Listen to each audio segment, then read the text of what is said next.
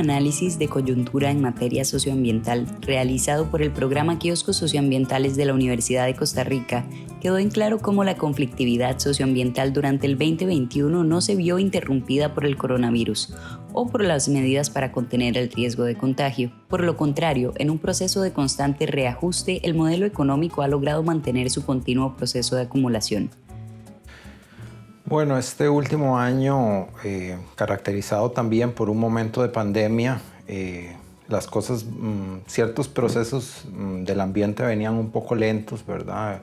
Evidentemente en pandemia se ralentizaron muchos de los procesos, pero nos dimos cuenta que, por ejemplo, aumentó todo lo que es la construcción inmobiliaria en Guanacaste, que nunca se detuvo. No se detuvo nunca la expansión del cultivo de la piña, por lo menos las exportaciones.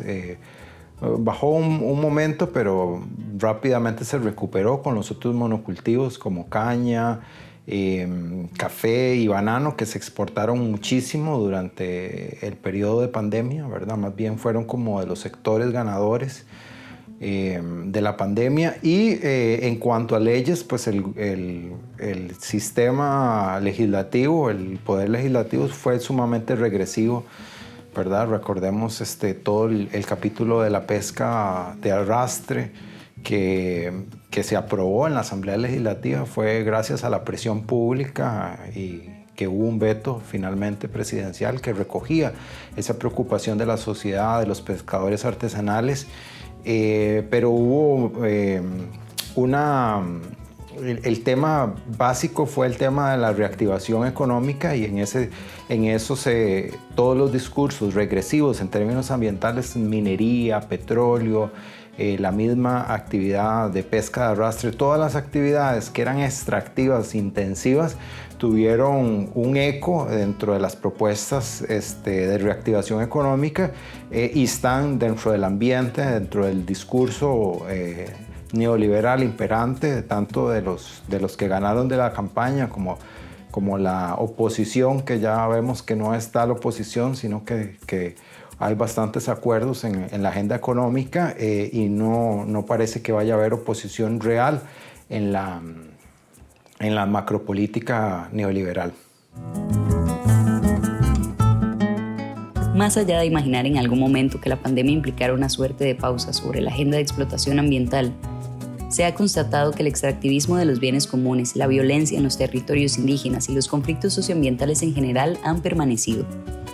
Hay que tomar en cuenta que los extractivismos y la economía verde son ejes vertebrales de la dinámica político-económica de Costa Rica, creando así una nueva narrativa que sostiene la privatización. De hecho, uno de los puntos más importantes del análisis de coyuntura del año pasado fueron los casos de corrupción, Cochinilla, Diamante y Azteca, relacionados con proyectos de infraestructura y por tanto con extractivismo de bienes comunes. Otro elemento de suma importancia ha sido la continuidad de las agresiones dentro de las recuperaciones indígenas de la zona sur, la impunidad, la urgencia de atender la salud física y mental de las mujeres indígenas, la no ratificación del Acuerdo de Escazú, la continuidad de los incendios provocados por no indígenas y, en general, el racismo institucionalizado contra los pueblos originarios. Mi nombre es Doris Ríos, indígena Cabécara del territorio Chinaquichá, que está ubicado en el cantón de Pérez Celedón. Mi territorio es una extensión de 1.100 hectáreas, pero las recuperaciones es buscando reivindicación no solamente de las tierras, sino de la dignidad de nuestro pueblo. O sea, cuando hablamos de tierra, no hablamos de extensión, porque hemos entendido que la extensión no nos da la paz que nosotros como pueblo necesitamos. Es que la tierra es parte, un elemento importante para la sobrevivencia y la existencia de nuestros pueblos, porque ahí están todos los elementos que nos ayudan a subsistirnos como pueblo, materias básicas de construcción, de alimento, de medicina, donde nos forjamos, nos formamos, porque los espacios que hacemos de las prácticas ancestrales es de donde se va a continuar los conocimientos que tenemos. Y un pueblo sin tierra es un pueblo sin identidad.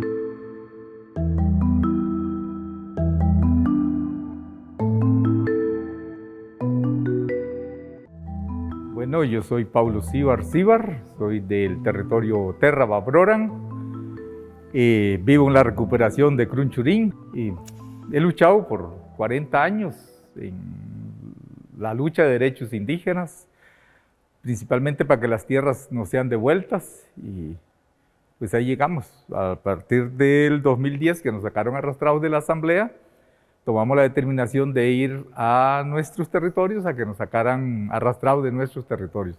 Hemos estado a punto que nos arrastren, pero bueno, todavía no se ha dado.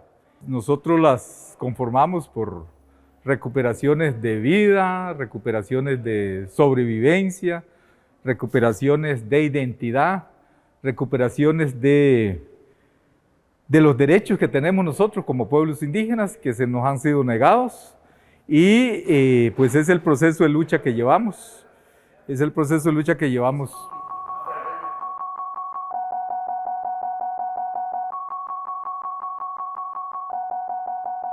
La participación, bueno, del movimiento indígena o los grupos indígenas en la defensa del territorio, creo que desde los años 80, ¿verdad?, en la defensa de los bosques, posteriormente en la defensa de algunos derechos como la educación, el tema de la misma derecho a una identidad, ¿verdad?, ha venido causando algunos conflictos y se ha visibilizado un poco más, ¿verdad?, esta usurpación o esta ocupación ilegal.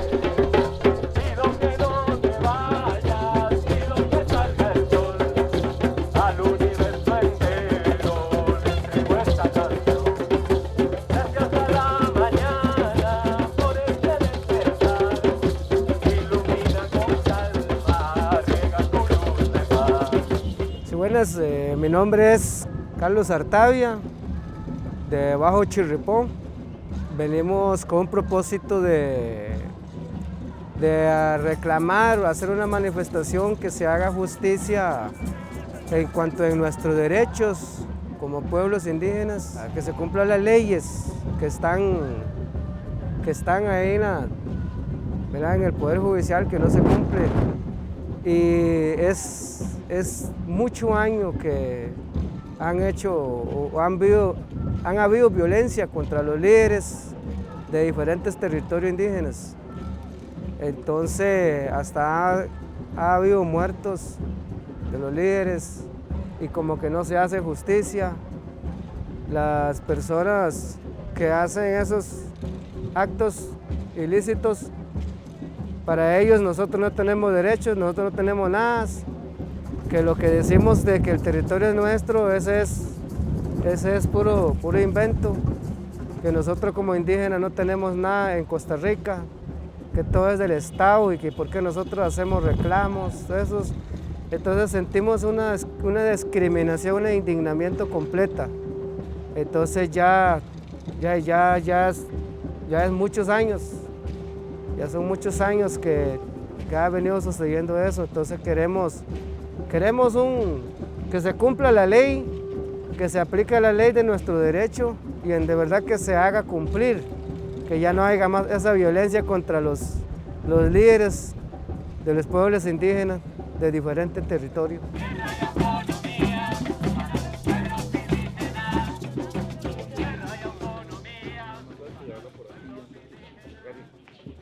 Buenas tardes. Buenas tardes. Mi nombre es Reina Espinosa. Venimos un grupo desde Bajo Chirripó a pedir justicia, que se haga justicia, porque en nuestros territorios se han dado casos que son imperdonables, pero lamentablemente para el Estado, para las organizaciones del Estado, esto ha quedado impune. No se sabe por qué. Somos indígenas, somos parte de la sociedad costarricense, pero hemos estado invisibilizados, pero estamos aquí luchando por la justicia, a que se haga justicia por nuestro hermano Leonel y los demás indígenas que han sufrido por parte de los no indígenas, principalmente por lo que nos pertenece, por la tierra, y eso nos pertenece. Por eso venimos aquí a reclamar justicia, que se haga justicia. Muchas gracias. Realmente para nosotros allá adentro somos personas, pero por fuera, por otro lado, nos ven como animales porque siempre nos amenazan. Cualquier cosa, derechos, lo que sea que exigimos nosotros, siempre nos ven como para hacerle daño, nada más como vulnerables. Esto porque somos humildes, realmente nosotros no hacemos amenazas, no hablamos mal de nadie, pero sí somos amenazados por eso, porque somos humildes. Realmente si sigue esto, ¿qué va a pasar con los jóvenes que hoy en día vienen después de nosotros? Esa es nuestra preocupación. Si a nuestros mayores lo agreden, lo matan, y entonces pensemos los jóvenes nosotros, ¿qué va a pasar con ellos? ¿Qué va a pasar con el futuro? Y eso nos preocupa a nosotros. Por eso estamos acá. Hola, muy buenas tardes. Queremos expresar nuestro apoyo, nuestro respaldo a esta lucha y alzar la voz diciéndole al Poder Judicial que está en deuda con los pueblos indígenas de Costa Rica, está en deuda con Yeri, está en deuda con Sergio, ahora con Leonel y con todas las personas indígenas que sufren todavía hoy la expoliación de sus tierras, la apropiación ilegal de sus tierras y la inacción de las autoridades que siguen alcahueteando a los usurpadores de las tierras indígenas. Esa situación tiene que terminarse, tiene que garantizarse la protección de todas las personas indígenas amenazadas, como ya han señalado los organismos de Naciones Unidas. Tiene el Poder Judicial que intervenir, ese juzgado de Buenos Aires, que claramente sabemos que ha tomado decisiones favoreciendo a los usurpadores de tierras donde hay un claro conflicto de intereses, porque esos mismos jueces tienen algunos de ellos vínculos con los terratenientes que están ocupando ilegalmente las tierras indígenas. Tiene que cumplirse la ley indígena, tienen que recuperarse las tierras y tiene el Estado costarricense que garantizar la protección de las personas que están siendo amenazadas y perseguidas. El Poder Judicial sabe de esta situación, sabe que no se está cumpliendo la legislación, sabe que hay una deuda y ya es hora de que esa deuda se cumpla y se atiendan las demandas legítimas de los pueblos indígenas de Costa Rica. Esta lucha es una lucha justa y vamos a seguirla respaldando siempre y en todo momento.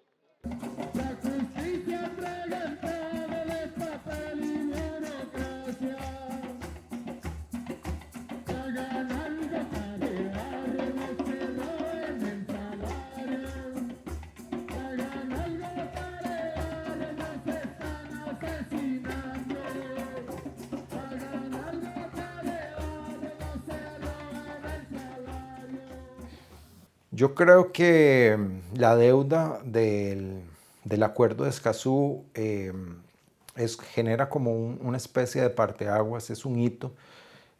Creo que a partir de ese hecho, de que es muy difícil que se apruebe el acuerdo de Escazú en esta legislatura que viene, prácticamente imposible. Hay 51 diputados de pensamiento liberal, de derecha, por clasificarlos de algún modo, y que tienen dudosa reputación en términos ambientales, ¿verdad? De conciencia ambiental, que tienen que demostrarla en estos años.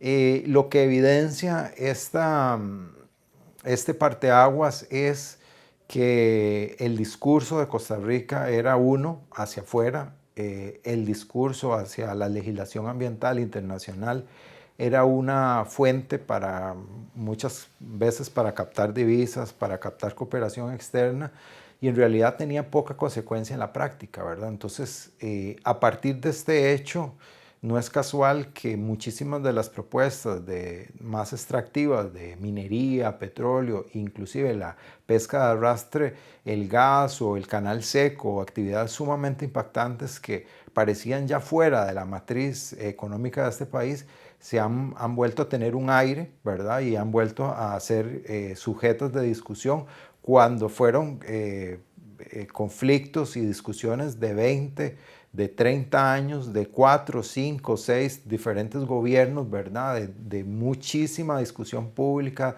muchísimos pronunciamientos legales, muchísima actividad legal y política que coloca al país en otro momento, ¿verdad? De estas actividades extractivas, ya más bien pensando en todo lo que es el post-extractivismo, todo lo que es la sociedad postpetrolera.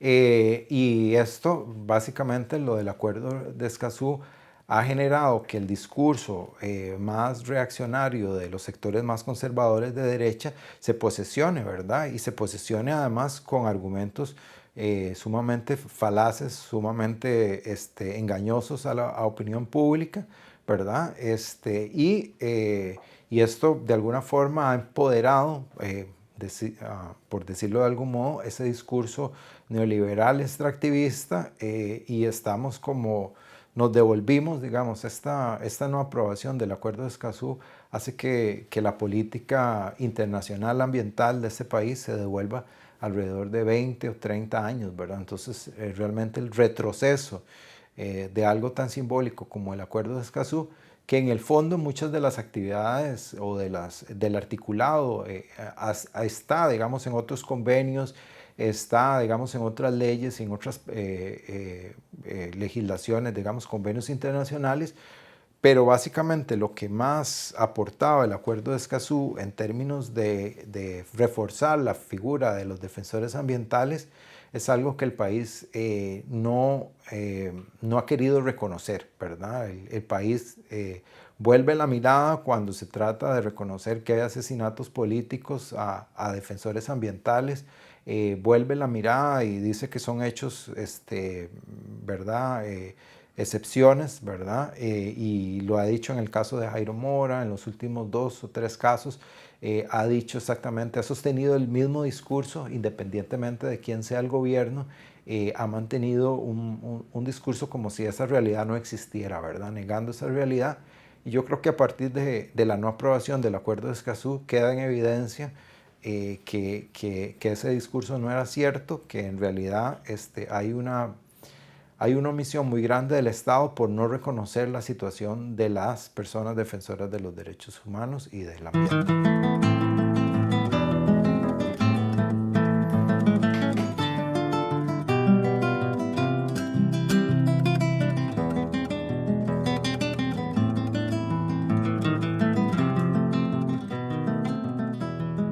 En realidad hubo mucha violencia. Yo creo que todavía no tenemos el dato exacto de los informes de la coordinadora de lucha sur-sur, que es la que registra las acciones de violencia, sobre todo en los territorios indígenas del sur. Anotar que este año pasado hubo una violencia fuera de lo que es el ámbito del sur-sur, sino estuvo en el caso de Matina, hubo un evento contra Leonel García, ¿verdad? Un evento sumamente violento, lo machetearon en prácticamente todo su cuerpo. Y esto es importante porque el gobierno viene minimizando y viene localizando, diciendo que la violencia es solamente en los territorios recuperados, ¿verdad? Y casi que responsabilizando a las comunidades por las acciones de violencia que deja pasar, ¿verdad? El Estado, que permite el Estado. Y esto demostró que no, que la violencia está prácticamente en todos los territorios latente, y es simplemente, hay situaciones que la detonan, pero no es un asunto básicamente, como dice el gobierno, que es algo muy puntual, ¿verdad? Y hubieron más acciones, más acciones violentas. De hecho, el año termina con más de 14, 15 personas amenazadas de muerte, en el caso solamente de pueblos indígenas, y a final de año, por ejemplo, el caso de don Alcides Parajeles, que es un dirigente de La Bosa, un dirigente, un campesino ecologista que ha dedicado su vida a la denuncia de la deforestación, de la caza ilegal, y se ha enfrentado, ha recibido balazos, ha recibido amenazas de muerte, y al finales de año sufrió nuevamente una amenaza de muerte, quedando en evidencia que no hay mecanismos de protección para los defensores y defensoras de la naturaleza, y que en cualquier momento, no hay un marco legal, y que en cualquier momento la violencia puede acabar con algún ecologista, algún campesino o algún indígena, como lo ha pasado en los últimos 30 años, en casi 11 casos, ¿verdad? De personas que han sido asesinadas entre ellos los últimos de Sergio Rojas y Jerry Rivera. El principal desafío yo creo que es el de la desigualdad social, porque la desigualdad empuja digamos, a los conflictos ambientales, a la depredación del ambiente. La desigualdad genera muchísima violencia, ¿verdad? Tal vez inclusive violencia legal de parte del Estado, que tiene el monopolio también de reprimir, y que efectivamente en los últimos años se ha acrecentado la desigualdad que amenaza los espacios naturales, ¿verdad? La gente se ve la necesidad de volver a prácticas de caza, a prácticas de deforestación, etcétera, porque no hay oportunidades económicas alrededor de las áreas protegidas. Entonces, yo creo que cualquier gobierno en este momento tiene el desafío de hacer políticas que vayan en contra de la desigualdad social y que, por lo tanto, disminuya la conflictividad socioambiental, ¿verdad? En un país más justo, donde las instituciones funcionen más, donde el Estado cumpla un rol no de promover los conflictos ambientales como ha estado haciendo, digamos, con políticas económicas tan depredadoras, ¿verdad? Necesitamos entonces políticas más justas, más equitativas, más distributivas, y sobre todo necesitamos también un Estado fuerte en términos del control efectivo y la regulación, que prácticamente en las últimas legislaciones y en las últimas políticas lo que ha habido es un proceso muy acelerado de desregulación, ¿verdad? De facilitación de trámites, que hace que cada vez las pocas posibilidades que tiene el Estado de control se desdibujen, ¿verdad? Ahora, por ejemplo, las personas que se están pensionando en parques nacionales, en áreas protegidas, en el control, en la fiscalización, de ahí son plazas que no se rellenan, ¿verdad? Son plazas que no se vuelven a ocupar, y entonces cada vez los funcionarios tienen más recargas y cada vez hay menos recursos para gasolina, para la movilización, del control de los recursos. Entonces eso es apremiante, ¿verdad? Y todo lo que nos han anunciado y todas las políticas están centradas básicamente más bien en profundizar estas desigualdades, en profundizar la desregulación del Estado y el debilitamiento, por lo tanto, del control en política pública.